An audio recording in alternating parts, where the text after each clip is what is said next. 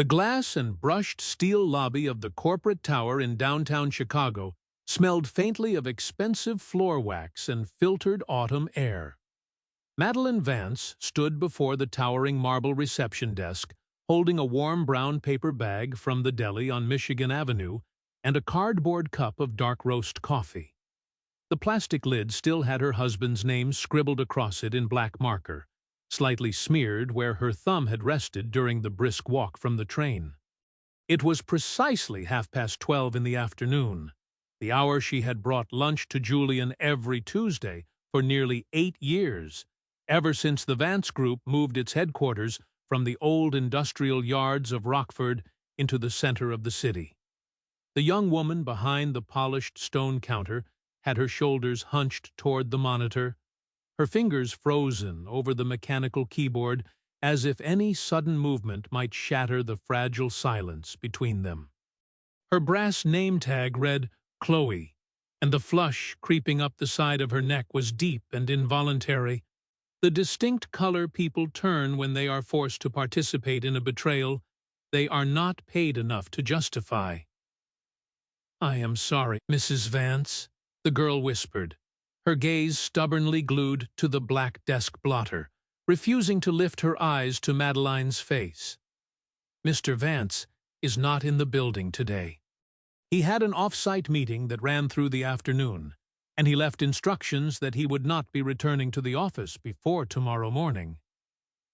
Madeline did not raise her voice, nor did she lean forward in anger. She looked down at the sleek gold metal frame propped up beside the multi-line telephone switchboard, positioned precisely at eye level for whoever sat in that chair. The paper inside was not a handwritten memo or a hastily scribbled sticky note. It was high-grade corporate linen stationery, formatted with precise margins and printed in a crisp serif font. The instruction was centered, neat, and undeniable. If the wife of Mr. Julian Vance arrives at reception, state clearly that he is not in the building. Do not page the executive floor. "Look at me, Chloe," Madeline said softly, her tone entirely even, carrying the steady weight of a woman who had grown up listening to the roar of hydraulic presses and precision saws. "Take a good look at who is standing on the other side of this marble. My father built this company from a 6-man workshop when the riverfront was nothing but rusted iron and gravel pits. His last name is cast in 5-foot bronze letters above the revolving doors you walked through this morning. Do I look like someone who is not here?" The receptionist did not look up, nor did she reach out to cover the framed notice, though her right hand trembled slightly against the edge of the keyboard. In that small, miserable silence, Madeline understood everything that mattered. She set the warm paper bag gently onto the stone, placing the coffee cup right beside it with deliberate care, exactly as one leaves behind an object that will never be retrieved. She did not slam it down. She did not spill a single drop of the dark roast. "You didn't type that memorandum, did you, Chloe?" Madeline asked, her voice dropping into a register of calm that seemed to lower the temperature of the entire atrium. "No, ma'am," the girl murmured, her voice barely carrying over the distant hum of the ventilation shafts. "It was sent down by internal courier this morning with the new visitor protocol." "Then do not throw it away," Madeline said quietly, stepping back from the counter with her hands resting comfortably in the pockets of her wool coat. "When this company tears itself open at the seams, and believe me it will, that framed paper is going to belong to someone's defense. Keep it in your bottom drawer." She turned on her heel and crossed the vast expanse of black granite flooring, her low heels clicking in a measured, unhurried cadence that echoed against the 3-story glass curtain wall. Around her, mid-level executives and senior project managers were heading out for their midday meals, men and women who had known her since she was 20 years old, individuals who had attended her father's memorial service and shaken her hand in church. As she passed them, every single one suddenly found something profoundly fascinating on the screens of their smartphones. dipping their chins, adjusting their ties, or turning their shoulders toward the decorative planters. The mirrored walls of the express elevator reflected a 42-year-old woman in a tailored navy coat, her dark hair pinned back with simple silver clips, her face devoid of tears or theatrical distress. As the elevator plummeted toward the underground executive parking deck, Madeline leaned her back against the cool glass panel and watched the digital floor indicators count down. Her father, Thomas Vance, had spent 4 decades teaching her how to read structural integrity, whether in a laminated oak beam or a balance sheet. He used to tell her that an ordinary man who wants to dodge his wife sends a cowardly text message from a parking garage. But a man who commissions a framed, formatted procedure for his front desk staff is not trying to avoid a domestic argument. He is establishing a perimeter. Perimeters, as Madeline knew far better than the executives staring at their phones, are never established against someone who is already powerless. They are erected only against someone who still holds the master key to the vault. In the subterranean chill of Level 2, Julian's silver sedan sat parked in space number 13, right beside her own vehicle, its corporate transponder blinking green under the low fluorescent lights. Madeline walked past his car without pausing to touch the hood, climbed behind the steering wheel of her own sedan, and pulled out her smartphone to transfer household funds for a mundane grocery run. The banking application loaded for a split second before displaying a courteous, gray-bordered notification. Card access temporarily suspended. Please contact your primary corporate account executive during standard business hours. Suspended, not canceled. Madeline stared at the clean, polite screen while the car's engine idled in the quiet basement. In the language of corporate finance, which she had spoken since she began auditing supplier invoices at 19, a canceled card represents a midnight flare of temper, an emotional reaction to an argument. A suspended joint instrument at 12 o'clock on a Tuesday afternoon, executed without a single raised voice or warning call, represents a calculated administrative maneuver. Someone had scheduled a formal meeting with an account officer, presented specific corporate documentation, and signed their name with a steady hand while she was choosing between roast beef and turkey at the deli counter. She steered her car out of the parking structure and merged into the heavy flow of afternoon traffic along Lakeshore Drive, the gray waters of Lake Michigan stretching out toward the horizon under a pale November sky. For the first time all day, she allowed herself to peel back the protective numbness and remember how Julian had first entered the world her father built. 16 years earlier, the Vance Group had been a sprawling, dust-choked manufacturing facility along the river in Rockford, producing custom architectural millwork and commercial cabinetry, long before any architect had ever drafted the blueprints for a glass skyscraper in Chicago. Julian had arrived straight out of Northwestern University with an engineering degree, rolled-up blueprints under his arm, and a mathematical system designed to reduce raw timber waste on the primary cutting lines by 11%. Thomas Vance had hired him on the spot because the young man possessed a sharp, analytical mind and an appetite for hard work that matched the old man's own stubborn standards. Madeline had fallen in love with him in those crowded, sawdust-scented production meetings, watching his ears turn crimson whenever he passionately defended an efficiency metric against veteran shop foremen twice his age. They were married 2 autumns later in a quiet stone chapel near the old homestead, and Thomas, who genuinely loved the young engineer like a son, had nonetheless taken a private legal precaution that Madeline had dismissed at the time as the lingering paranoia of an aging, self-made builder. Now, 16 years later, sitting in the heavy gridlock of the city with a frozen bank card and a framed lie sitting on a reception desk, that old precaution began to hum in the back of her memory like a live electrical wire. She drove north into the historic tree-lined streets of Evanston, pulling into the circular driveway of the stone manor house that had belonged to her father before becoming her marital home. The residence was unnaturally quiet when she unlocked the front door, the air carrying that particular sterile stillness of a house that has been scrubbed clean of small personal imperfections. On the long mahogany dining table, where morning mail and design proofs usually accumulated in scattered piles, there was nothing but polished wood. Madeline climbed the wide oak staircase to the master suite and walked directly into Julian's walk-in closet. It was not empty. There were no discarded hangers or overturned shoeboxes that would indicate a hurried, desperate departure in the dead of night.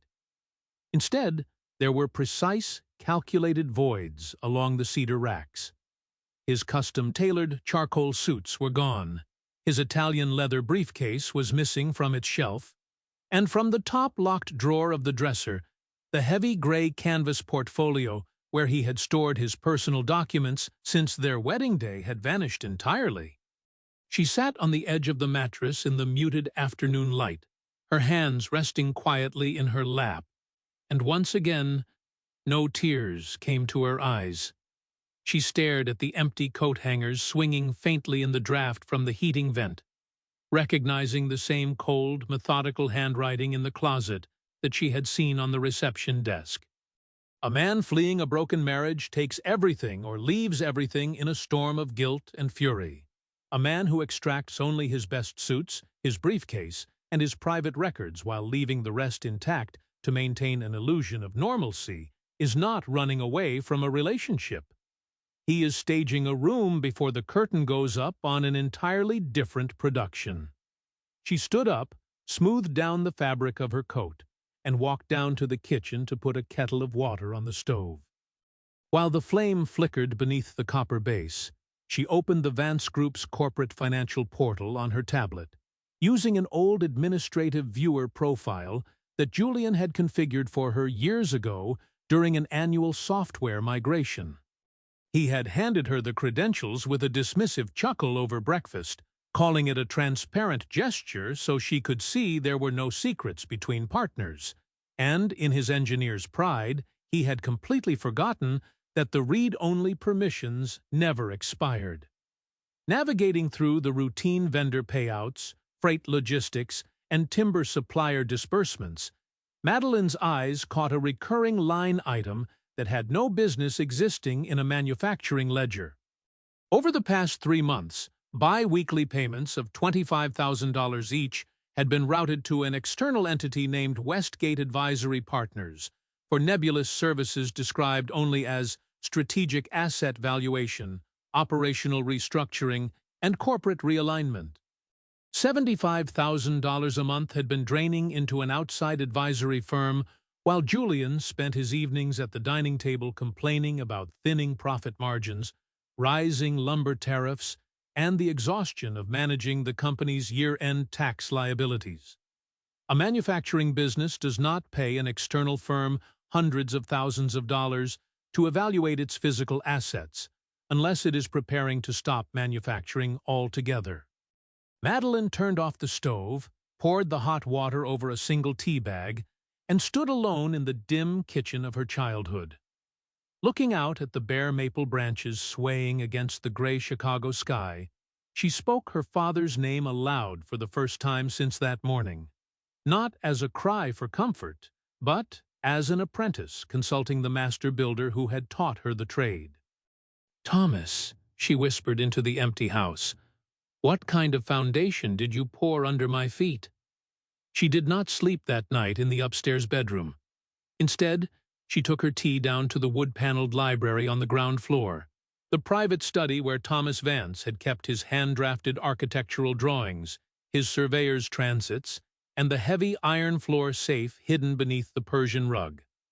Julian had avoided this room for years, claiming the dark walnut paneling and the scent of aged leather and pipe tobacco felt oppressive and outdated. The electronic combination to the floor safe was Madeline's date of birth, an old-fashioned sequence that Julian had never bothered to ask about during their 16 years under the same roof. Kneeling on the hardwood floor, Madeline turned the dial through its familiar numbers, lifted the heavy circular door, and withdrew a thick, leather-bound folder tied with faded crimson ribbon. Her father had passed away 6 years prior from a massive cardiac arrest, dying as cleanly and decisively as he had lived, leaving her with a single verbal instruction that had sounded like an old builder's eccentricity at the time. "Everything that matters in this family isn't kept in an account, Madeline," he had told her while they sat on the back porch of the Rockford plant. "It's built into an ironclad trust. The day someone tries to put an unearned lever under that structure, the frame is going to groan. When you hear that timber groan, don't sit on the floor and weep. You go see Arthur Callahan." Madeline untied the ribbon and found the business card tucked inside the front pocket, its heavy cream cardstock bearing the engraved lettering of a legal practice established half a century ago. Arthur Callahan, attorney and counselor at law, LaSalle Street, Chicago. The following morning, at 11 o'clock, Madeline was seated in a high-backed leather chair across from an 80-year-old attorney whose office smelled of old law reporters, dried ink, and strong black coffee. Arthur Callahan possessed the liver-spotted hands of a man who had drafted wills with fountain pens and the unblinking predatory eyes of a counselor who had seen 3 generations of Chicago dynasties try to cannibalize one another over boardroom tables. He stared at Madeline over the rims of his half-moon reading glasses for a long, silent minute before speaking. "You have the exact same jawline your father had whenever a general contractor tried to short him on high-grade cedar," Callahan said, his voice a dry, gravelly rumble. "Thomas would sit in that very chair, fold his hands, and wait for the other man to run out of lies. Who is trying to short you, Madeline?" She laid out the facts without embellishment, speaking with the clear, rhythmic cadence of an auditor presenting an annual balance sheet.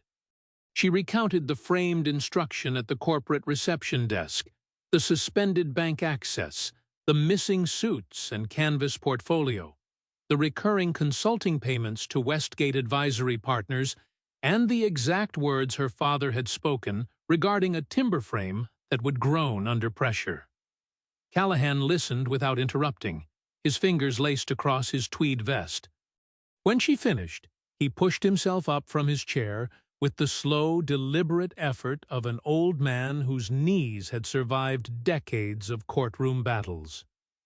He walked to a heavy steel filing cabinet behind his desk, unlocked the top drawer with a brass key from his waistcoat pocket, and pulled out a thick, legal-sized binder with blue spine tape, labeled in precise typewriter print.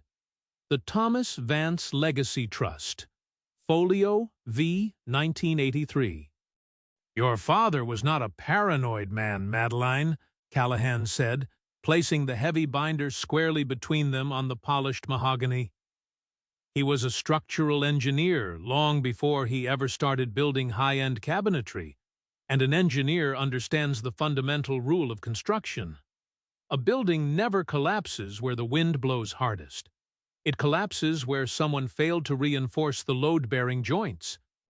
He opened the first section of the trust agreement, turning through the thick vellum pages until his index finger came down upon a heavily stamped clause near the bottom of the page. "The day before your wedding, 16 years ago, Thomas walked into this office, sat in that chair, and said, 'Arthur, the boy is smart. He has a sharp pencil, and I want my daughter to have a good life. But I built this enterprise with the calluses on my own palms, and I am not leaving 40 years of blood and iron to the mercy of a son-in-law whose character hasn't been tested by 30 years of winter.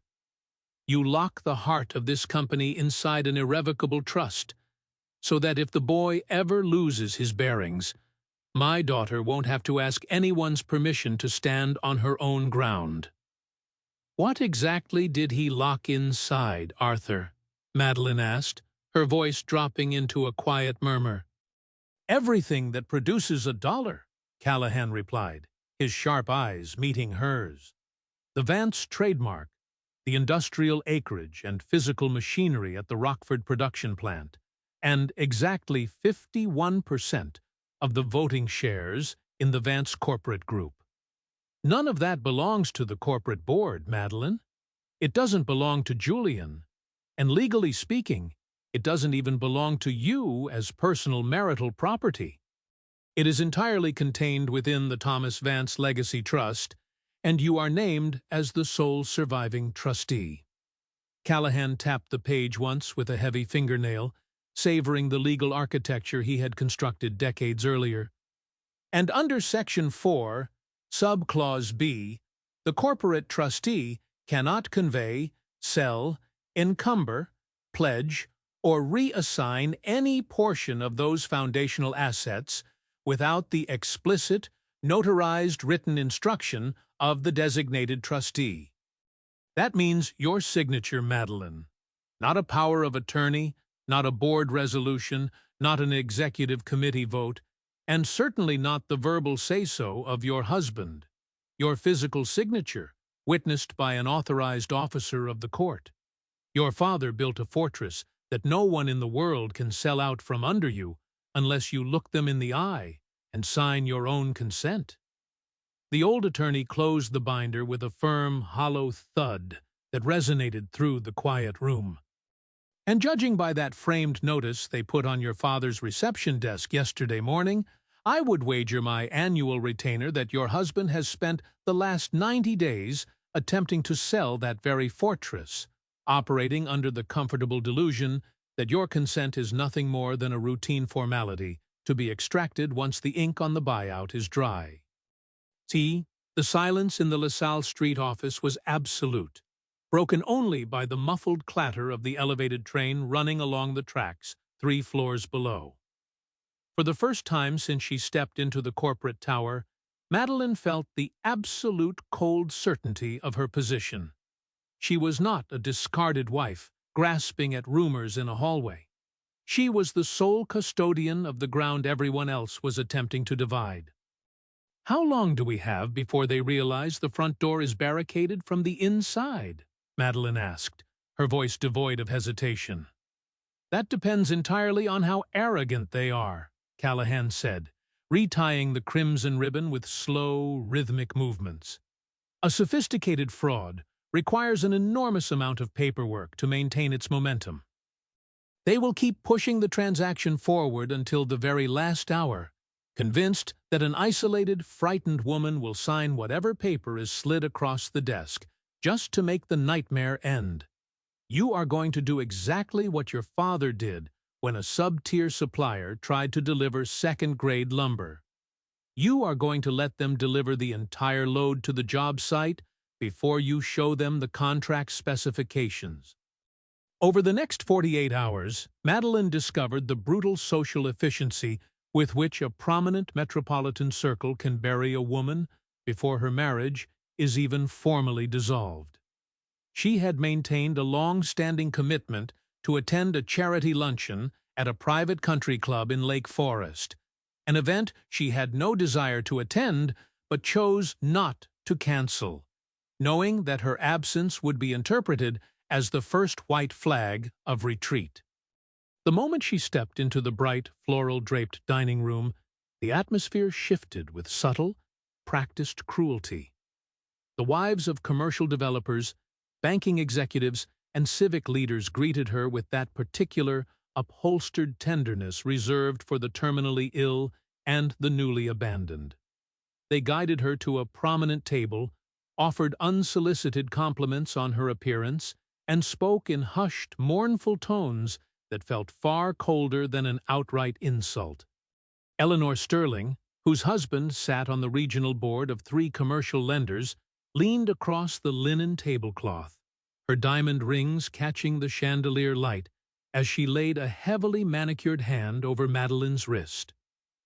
"Madeline, darling, we were all simply heartbroken when we heard," Eleanor murmured, her eyes brimming with the effortless, cheap sympathy of someone who consumes social catastrophe as afternoon entertainment. a man with Julian's sudden visibility. Well, one always hears whispers, doesn't one? But is it true that he's already taken a suite at the Drake, and that the firm's young corporate counsel has been helping him navigate the transition? You know you can tell me everything, dear. I am an absolute vault. Madeline gently withdrew her hand from under Eleanor's grasp, her expression as calm and unreadable as a polished sheet of architectural glass. "You are very kind to concern yourself with our family, Eleanor," Madeline replied with a polite, measured smile. "However, I have spent the last few days reviewing some complex production archives from my father's estate. Just dusty operational ledgers and equipment depreciation schedules. Highly technical, boring figures." "Figures? Of course," Eleanor said, a flash of profound disappointment passing across her features as she realized no scandalous confessions would be forthcoming. "You were always so remarkably stoic, Madeline." At that precise moment, the wife of a senior vice president from a major Midwestern investment firm walked through the double doors, and Eleanor dropped Madeline's wrist like a used cocktail napkin. Straightening her posture, Eleanor launched herself across the dining room to intercept the newcomer, her face instantly reassembling itself into the exact same mask of theatrical empathy she had displayed 30 seconds earlier. Watching Eleanor cross the room, Madeline felt a quiet, liberating clarity settle in her chest. The pity being peddled in these gilded rooms cost nothing to manufacture and was worth even less. Julian had spent the preceding 2 months carefully seeding his narrative throughout their entire social and financial ecosystem. He was the visionary, modernizing chief executive suffocated by an outdated legacy, while she was the reclusive, emotionally fragile heiress incapable of understanding the realities of modern commerce. They were attempting to evict her from the corporate narrative before stripping her of the physical assets, ensuring that when she finally spoke out, her objections would be dismissed as the bitter recriminations of a cast-off spouse. Against that kind of coordinated narrative, tears and public denials were completely useless. The only countermeasure that carried any structural weight was a verified paper trail that could not be read in 2 different ways. For 3 consecutive nights, Madeline sat at the walnut desk in her father's Evanston library, illuminated only by the green glass shade of an antique banker's lamp. With the Thomas Vance Trust binder open on her left and a legal notepad on her right, she methodically dissected every digital record accessible through her read-only corporate viewer. What she uncovered was not an emotional betrayal. It was an industrial blueprint for theft. Westgate Advisory Partners was not an independent consulting firm. A certified search of the Illinois Secretary of State's corporate registry revealed that the entity had been formed 14 months prior by 2 managing partners, one of whom was a woman whose signature appeared on every executive compensation memo Madeline had seen for the past 2 years. Victoria Cross, the chief legal counsel for the Vance Corporate Group. The company was actively paying its own chief in-house attorney $200,000 in consulting fees to conduct strategic reviews of its own balance sheet, using corporate treasury funds to finance the operational disassembly of the enterprise. The betrayal of a marriage bed seemed remarkably petty compared to the cold, professional arrogance of billing the company by the hour for its own execution. The second critical structural flaw was unearthed by Arthur Callahan, who navigated public property and corporate filings with the methodical persistence of a seasoned investigator. From the county recorder's office, he secured a certified copy of an extraordinary special resolution of the shareholders of the Vance Corporate Group, dated 6 weeks prior. The resolution recorded a unanimous vote by the voting shareholders to execute a total asset sale, encompassing the Vance trademark, the Rockford manufacturing plant, and 51% of the controlling voting equity, to Apex Industrial Holdings, an East Coast private equity conglomerate, for the sum of $460 million. At the bottom of the instrument, directly beneath the signature line for the majority shareholder, was the handwritten signature of Madeline Vance. "Look at the pen stroke, Arthur," Madeline said, leaning over the mahogany desk in Callahan's office, her finger hovering over the black ink. "I loop my M tightly at the baseline, and I have never in my entire life drawn an underline beneath my surname." This was traced. Callahan adjusted his glasses, holding the document up to the afternoon window light, with a cold, humorless chuckle. "Of course it was traced," Callahan said softly. "It was executed by someone who possessed a sample from an old mortgage filing and tried to draw it like an architectural rendering. Look at the hesitation marks in the second loop, the tremor of a hand that is copying rather than writing. They committed the classic error of arrogant men. They assumed that the signature of a woman they had already written out of the narrative was nothing more than a formal decorative flourish." He tapped the table with the back of his hand, his eyes gleaming with professional satisfaction. "They manufactured a fraudulent resolution to convince Apex Industrial that Julian possessed the unrestricted authority to convey the enterprise, relying on a general power of attorney you granted him 8 years ago for routine banking administration. But an administrative power of attorney is legally incapable of conveying assets held within an express trust. They built an elaborate $400 million paper ladder to climb over a wall that has no top. It is a fraud designed to collapse the moment it is subjected to the slightest structural load." Madeline traced the forged ink with the tip of her index finger, finally understanding the true architecture of the trap Julian had constructed. Apex Industrial was not buying an operational woodworking company. They were buying the controlling interest, the physical real estate, and the generational brand, the precise 3 assets secured within her father's trust. Julian and Victoria Cross had not isolated her out of personal spite. They had quarantined her at reception, cut off her liquidity, and emptied her home to reduce her to a state of desperate, exhausted compliance. The entire enterprise hinged on a single desperate gamble, that on the day of final closing, Madeline would arrive at the table as a broken, submissive dependent, willing to sign whatever document was placed before her simply to regain access to her own life. "Where is the money going, Arthur?" Madeline asked, her voice dropping into a dangerous calm. Callahan opened a slender manila folder, his expression darkening. "Westgate Advisory has been paying the lease on a luxury penthouse in the Gold Coast on Lakeshore Drive for 5 months, Callahan noted. Furthermore, bi-weekly consulting disbursements have been routed into a private offshore vehicle established under Victoria Cross's maiden name. The bank records preserve every wire transfer, complete with timestamps and clearinghouse routing numbers. Julian made the fatal mistake of believing that money can be hurried through a balance sheet without leaving footprints." "When is the closing scheduled?" Madeline asked. "Thursday morning at 10 o'clock, Callahan replied, his voice hardening. "At the corporate law offices of Apex Industrial's lead counsel on Wacker Drive. 9 days from today.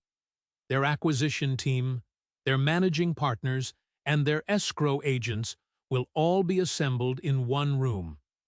They will invite you to that table as the majority shareholder, present you with the ratified purchase agreement, and expect you to quietly sign your name to make the nightmare go away."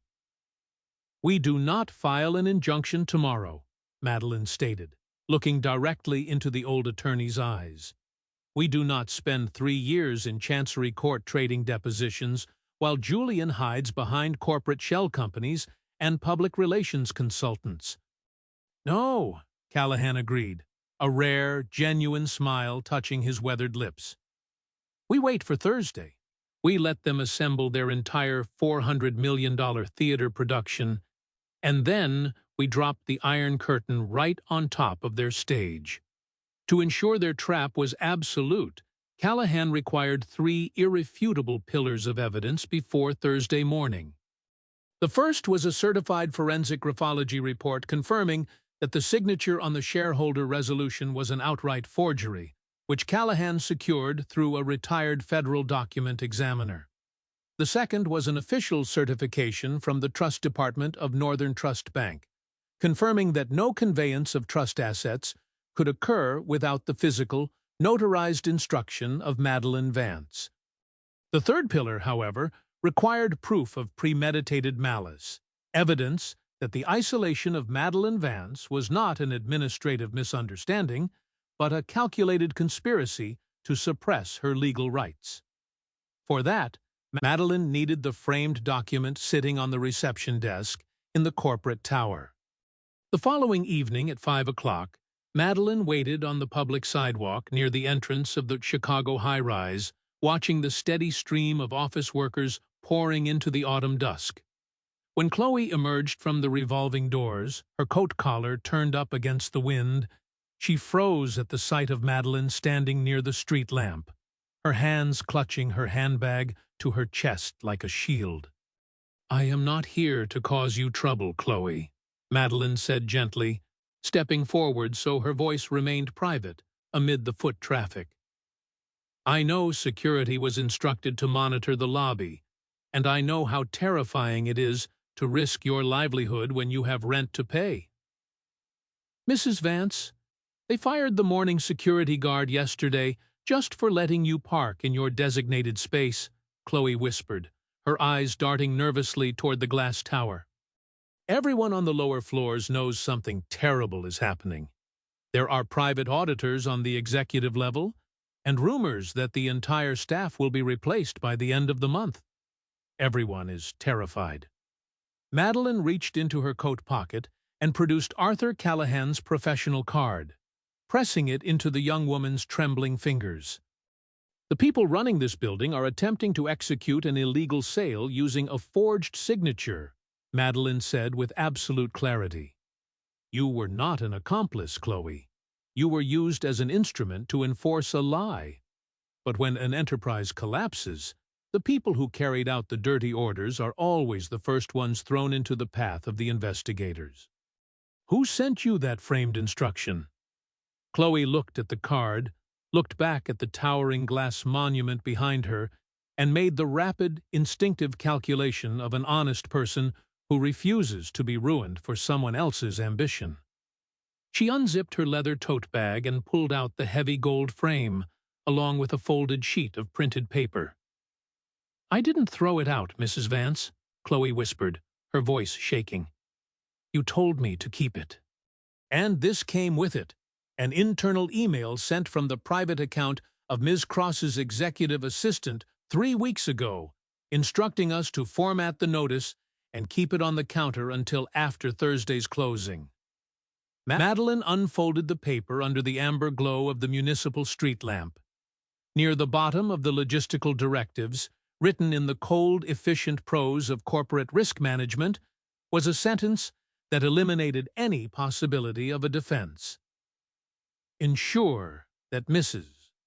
Vance is entirely restricted from access to the executive suites and kept uninformed regarding corporate schedules until the final execution of the Apex agreement on Thursday.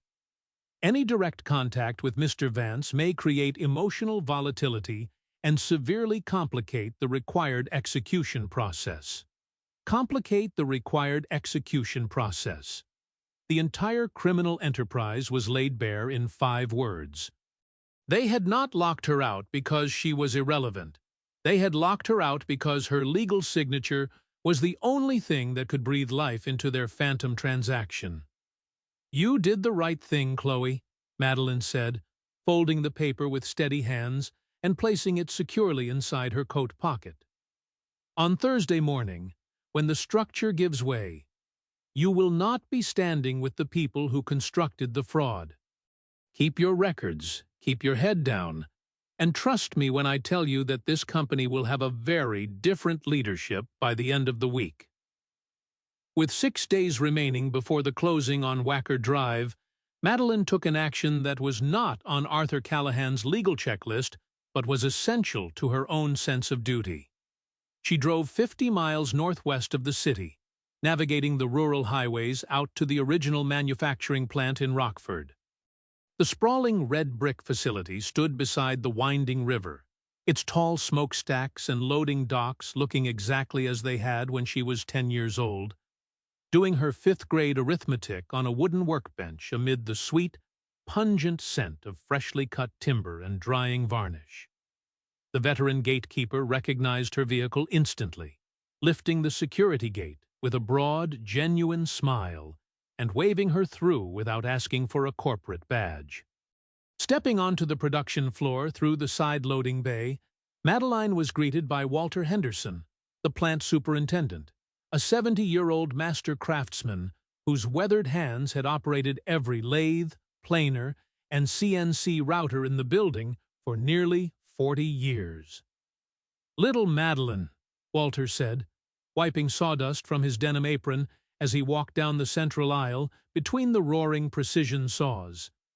He looked at her with the keen, understated perception of a man who measured tolerances in thousandths of an inch.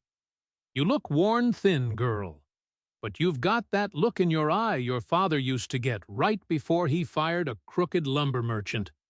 I like that look a whole lot better than tired."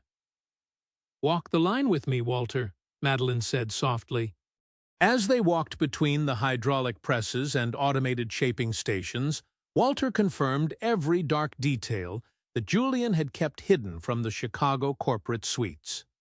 2 weeks earlier, outside appraisers in tailored suits had moved through the facility with digital tablets, cataloging serial numbers, assessing real estate acreage, and asking invasive questions regarding equipment liquidation values. Simultaneously, corporate human resources had instructed Walter to compile an employee seniority list, specifically highlighting workers nearing retirement eligibility who could be terminated without extensive severance liability during an operational shutdown. "I told them the central CNC router doesn't have a button for throwing 70 families out into the snow," Walter said, his voice tightening with a deep, contained fury, as they stopped beside a massive 5-axis milling machine that Madeline had helped her father purchase 20 years earlier. "They told me the future of the company was no longer my concern. Madeline, this plant is running double shifts. Our order books are filled through the next 2 quarters, and our margins are the healthiest they've been in a decade. Selling this facility for scrap isn't a business necessity. It's an execution." Walter reached into his workbench drawer, retrieved a grease-stained appraisal summary that had been left behind by the visiting analysts, and handed it to her. "They dropped this on my desk," Walter said. "I may not understand financial engineering, but I know what this acreage and these machines are worth, because I maintained them with my own hands. The valuation they wrote down on this sheet is less than half of our replacement value. Nobody prices a house that low unless they want it to burn down before anyone can inspect the plumbing." Madeline unfolded the document, seeing the final calculation clearly. The Rockford manufacturing plant alone, independent of the Vance brand and operational contracts, was appraised at $140 million.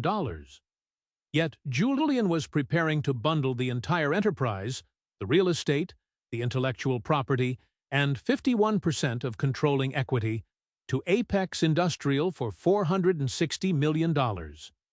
Julian was intentionally undervaluing the enterprise to guarantee an instantaneous, unscrutinized private equity buyout, sacrificing $60 million of actual asset value simply to secure a rapid cash closing before anyone examined the foundation of his authority. Madeline folded the appraisal, pressed Walter's rough, calloused palm between both of her hands, and looked out over the crowded, productive floor of the factory. She did not shed a tear, but in the roar of the machinery and the clean scent of sawdust, she made a silent covenant with the memory of Thomas Vance.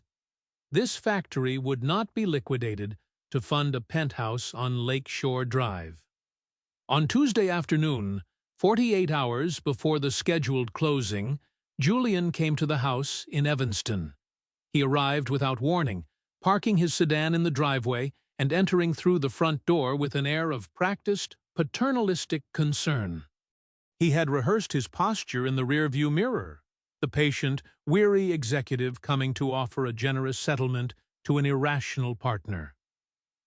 Madeline was seated in the library when he entered. She did not rise, nor did she reach for the glass of wine he poured and placed on the corner of her desk.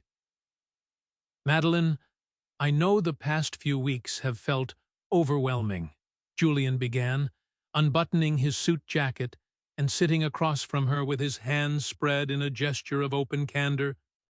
"The banking error was an administrative oversight by the regional branch, which I have already instructed them to correct. And the confusion at reception was simply an overzealous assistant attempting to shield me from domestic distractions during a critical fiscal restructuring. We need to handle this like mature adults." "Go on, Julian," Madeline said, her voice completely smooth. "I am listening." "The reality is that traditional architectural manufacturing is dying," Julian said, leaning forward and lowering his pitch to the confidential tone he used when closing commercial contracts. "Supply chain costs are strangling our quarterly margins, and I have spent 3 grueling years keeping your father's legacy from sliding into operational bankruptcy. Apex Industrial has stepped forward with an extraordinary buyout package. It is the cleanest possible exit for both of us. We execute the conveyance, divide the net proceeds equitably, and you walk away with more liquid wealth than you could spend in 3 lifetimes, completely free of corporate liability. All I need from you is to accompany me to the closing on Wacker Drive on Thursday morning to execute the routine shareholder consent." Madeline let the silence linger in the room until the word routine had completely evaporated into the corners of the study. "Julian," she said, her voice dropping into the precise rhythmic cadence her father had used to dismantle fraudulent subcontractors, "if my participation is merely a routine shareholder consent, why did you commission a framed memorandum instructing your staff to lie to my face at the front door?" Julian blinked, a fractional tremor passing across his carefully arranged expression before he could suppress it. "I don't know what kind of paranoid fantasy you've constructed." "And why?" Madeline continued, her gaze locked onto his eyes without a flicker of anger. "Did you and Victoria Cross forge my signature on an extraordinary shareholder resolution 6 weeks ago, while billing the corporate treasury $75,000 a month to fund an advisory firm registered under her maiden name?" Julian's face drained of color, the polished veneer of executive confidence collapsing in an instant to reveal the raw, cornered desperation of a man who had borrowed millions against an illusion that was beginning to fracture. "You think you can fight this in court?" Julian hissed, his voice dropping into a sharp, threatening cadence as he rose to his feet.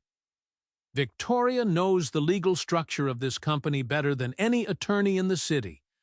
You will bankrupt yourself on retainer fees, spend 5 years being cross-examined in Chancery Court, and end up settling for pennies on the dollar, while your father's name is dragged through the financial press. Be sensible, Madeline. For once in your life, stop acting like your stubborn old man." Madeline stood up slowly, picking up her leather-bound planner from the desk and looking at him with an expression of cool, detached pity that hit him harder than a physical blow. "A man who is holding all the winning cards does not drive out to the suburbs on a Tuesday evening to beg an isolated woman for a signature," Madeline said, her voice quiet and absolute. "You don't hold the cards, Julian. You are drowning in debt to Apex Industrial. You have committed federal mail fraud and corporate forgery. And the only thing standing between you and a criminal indictment is a signature you will never possess." I will see you on Wacker Drive on Thursday morning. The executive boardroom on the 44th floor of the Wacker Drive skyscraper was a monument to institutional power. Floor-to-ceiling glass windows offered a panoramic view of the Chicago River and the vast gray expanse of Lake Michigan. Around the 20-foot mahogany conference table sat the transaction team. 3 senior partners from Apex Industrial in bespoke dark suits, their lead corporate counsel reviewing closing documents on a laptop, and an escrow officer seated beside 2 thick leather-bound execution binders containing the $460 million acquisition agreements. Julian sat at the center of the table, impeccably tailored, projecting an aura of supreme confidence. To his right sat Victoria Cross, her briefcase open, her legal pads neatly aligned with the clinical precision of an attorney who believed she had engineered an airtight commercial closing. Madeline entered the room precisely at 10 o'clock, accompanied by Arthur Callahan. The old attorney walked with measured, unhurried steps, carrying a worn leather briefcase that bore the scratches of 40 years of practice. As they took their seats at the far end of the long table, the closing attorney for Apex Industrial cleared his throat, opened the primary execution binder, and turned toward Madeline.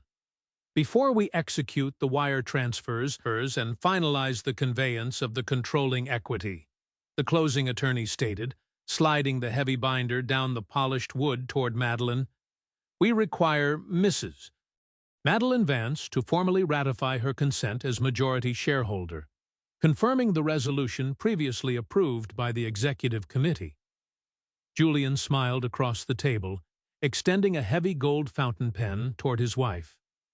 It is a straightforward ratification, darling, Julian said, his voice smooth and reassuring. Just sign beneath the resolution tab, and the escrow instructions will be executed immediately. Madeline did not touch the gold pen. She looked across the table, met the calculating eyes of Victoria Cross for a single, unbroken second, and then turned to Arthur Callahan. Callahan did not produce a pen.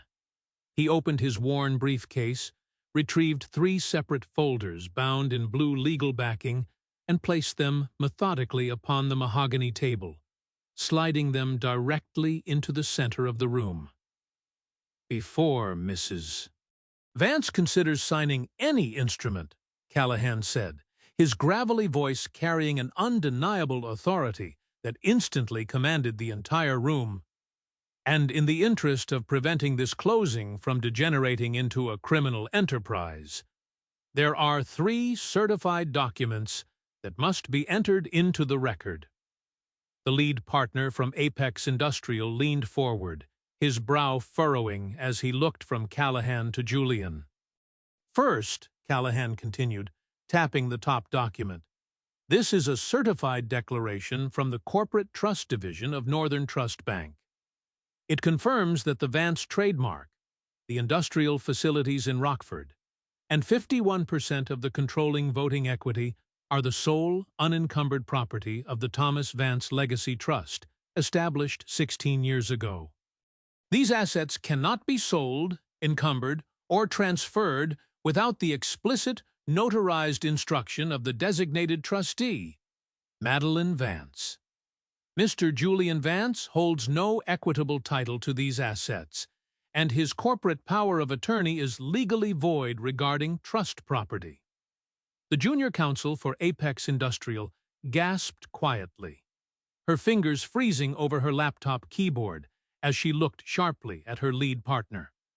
Second, Callahan said, placing the second document beside the first, this is a sworn forensic graphology report executed by a certified federal document examiner.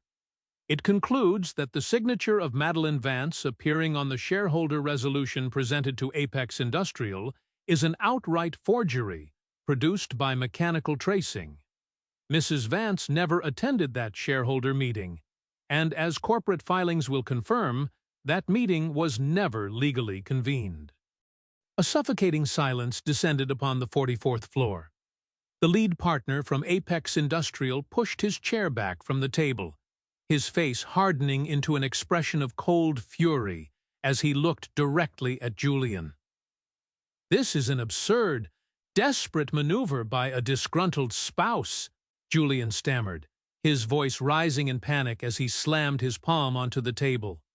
"Victoria, explain the corporate restructuring provisions immediately." Victoria Cross did not open her mouth.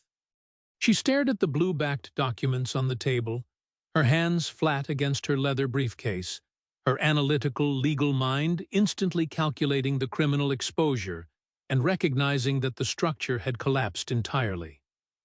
"And finally," Callahan concluded, sliding the third document across the mahogany, "we have an internal communication originating from the private corporate account of Ms. Cross, explicitly instructing administrative staff to physically intercept and deceive Mrs.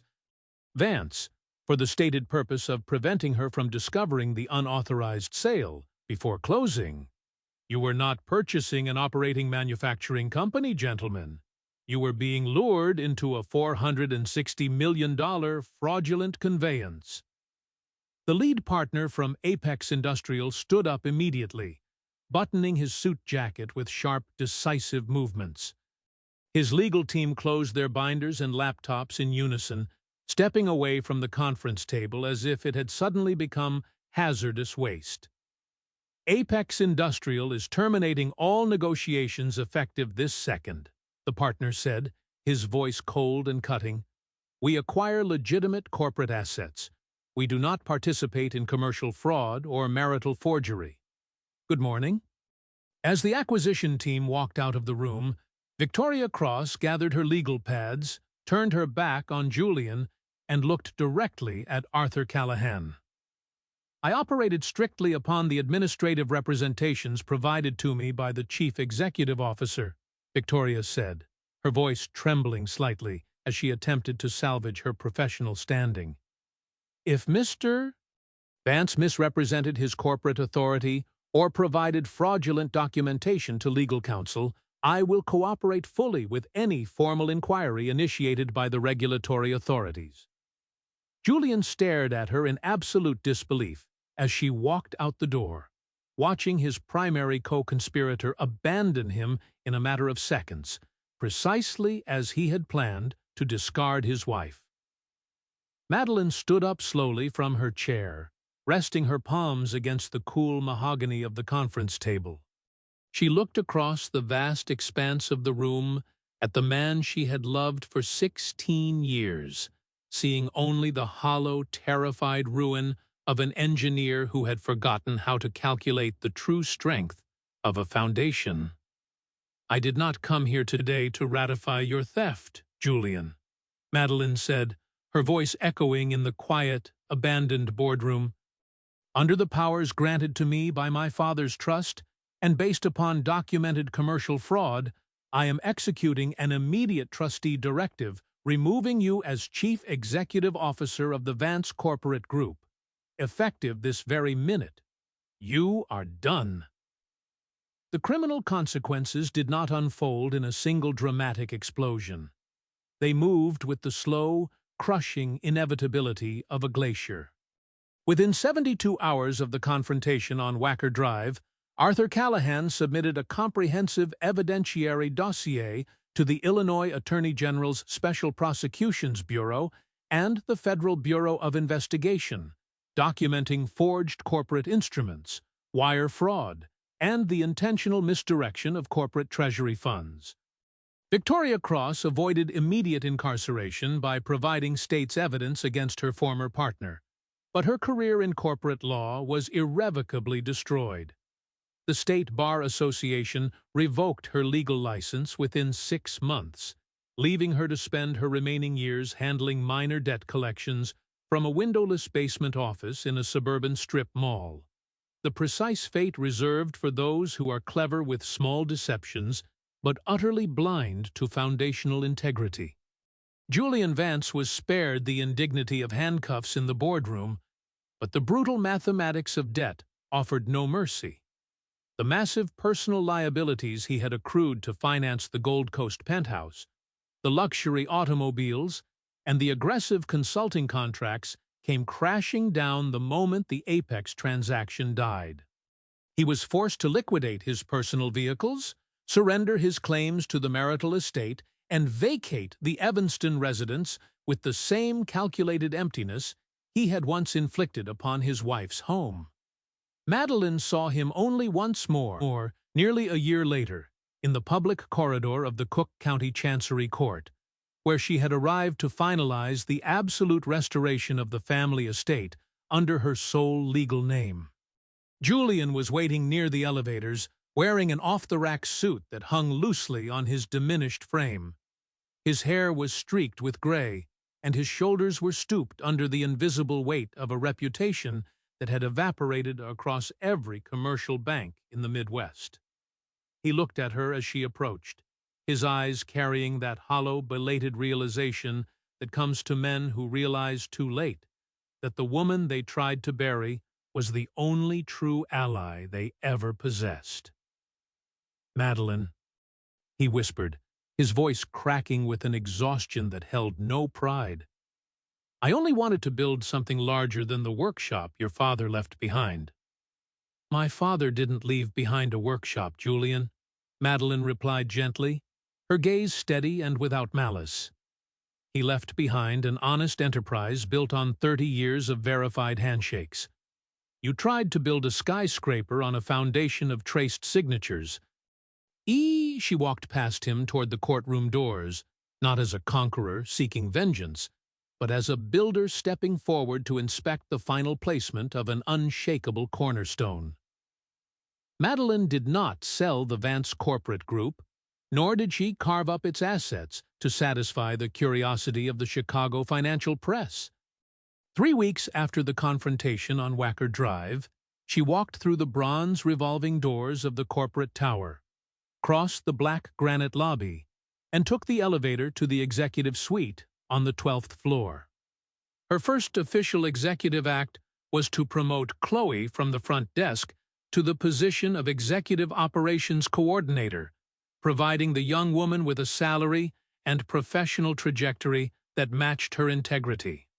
In Madeline's corner office, resting upon the walnut bookshelf beside a framed portrait of Thomas Vance, sat the gilded frame containing the memorandum that had once ordered her removal.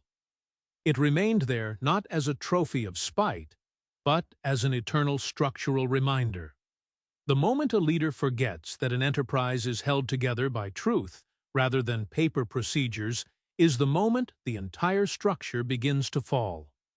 There is a profound, unyielding truth that life reveals only to those who have lived long enough to watch grand illusions crumble under their own artificial weight.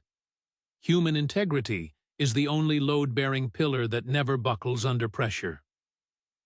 In our youth, and in the relentless pursuit of professional ambition, we are often seduced by the modern illusion that cleverness can substitute for character, that complex financial maneuvers can outrun simple honesty, and that the quiet, steadfast people who labor in the background can be easily written out of the ledger when their presence becomes inconvenient.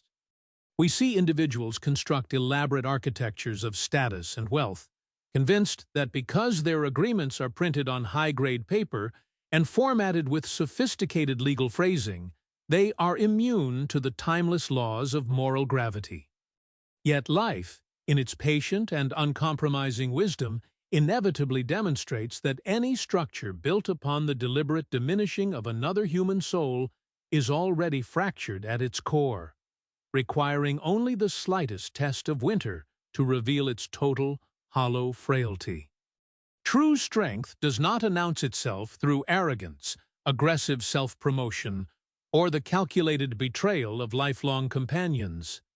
It resides in the quiet, enduring dignity of those who know the exact value of their own labor, who keep their promises when no one is watching, and who understand that the most valuable inheritance one can ever receive is not a pile of gold, but the unshakable foundation of a good and honest name.